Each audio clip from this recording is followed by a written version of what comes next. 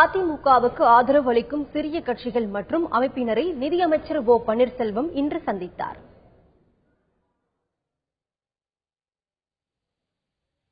சென்னை ராயப்பேட்டையில் உள்ள அதிமுக தலைமை அலுவலகத்திற்கு தமிழக அமைச்சர்கள் ஓ பன்னீர்செல்வம், நத்தம் விஸ்வநாதன், வைத்தியலிங்கம், எடப்பாடி பழனிசாமி, தங்கமணி, எஸ்.பி. வேலுமணி ஆகிய அமைச்சர்கள் இன்று வருகை தந்தனர்.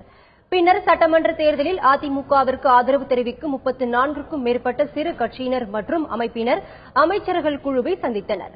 சட்டமன்ற தேர்தலில் அதிமுகவிற்கு ஆதரவு தெரிவித்து பிரச்சாரம் செய்ய விருப்பம் உள்ளதாக தெரிவித்த அந்த அமைப்பினர் அதற்கான கடிதத்தை அமைச்சர்கள் குழுவிடம் அளித்தனர்.